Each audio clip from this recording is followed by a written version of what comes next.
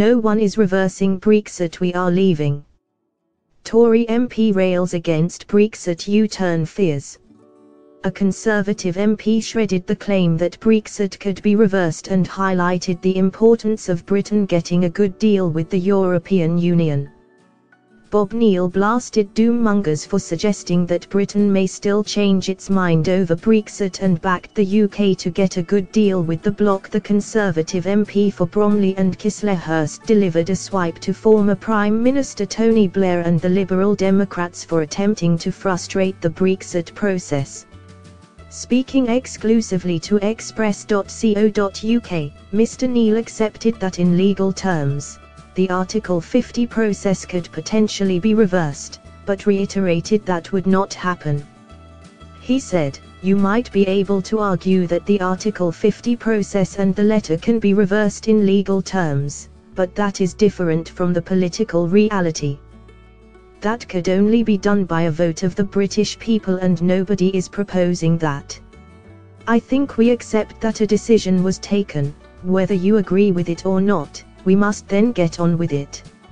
I am much more interested, not in replaying that but in a practical way forward that enables us to have a good relationship with the EU."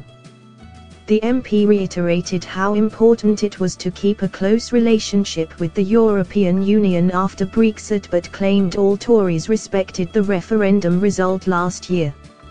He added, "I personally think it is in our economic interests to keep us as close as possible, and if that means perhaps paying some money or whatever, that's worthwhile. But that is not the same as trying to put the process into reverse at all. I accept, as I think virtually all the Remainers in the Conservative Party accept what happened, but we have now got to get the best deal out of it. That is very, very different to the situation like the Lib Dems or Tony Blair, who want to sort of back out on what was agreed with the British people. I don't want to do that."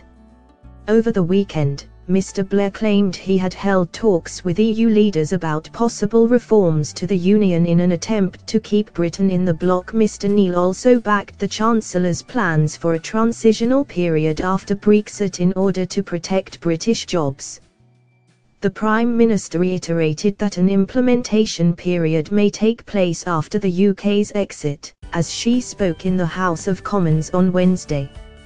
Mr. Neill added, "I certainly think that we should have sensible transitional deals, because it is very clear when you talk to all the people who are actually out there earning on Britain's behalf, like the people in the financial services sector, in which some 36% of my constituents are employed. They are saying that these complicated relationships, you can't do it overnight. We accept that we are leaving, but you can't do it in a rush.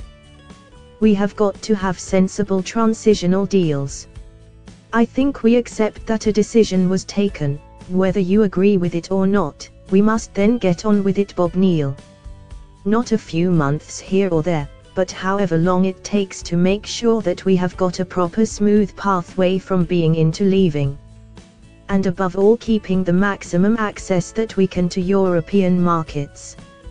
Mr. Neill also suggested that some areas could be subject to a transitional period longer than others as Britain breaks away from the bloc. The Conservative MP continued, "A transitional deal will take as long as it takes. It's perfectly reasonable to think in 2 or 3 years. It may vary from sector to sector.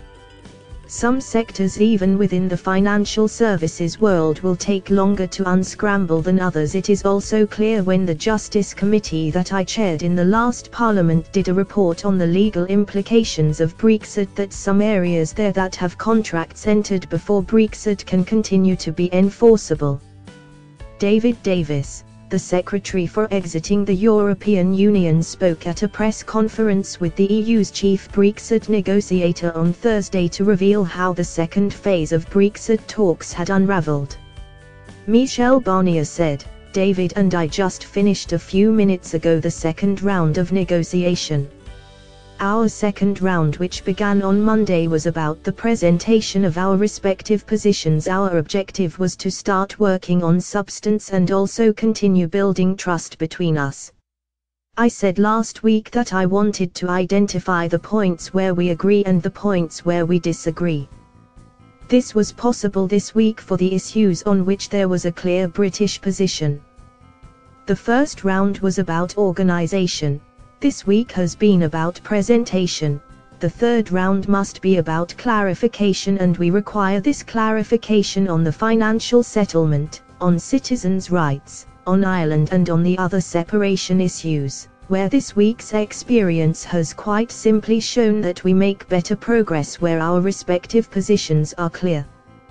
Thanks for watching.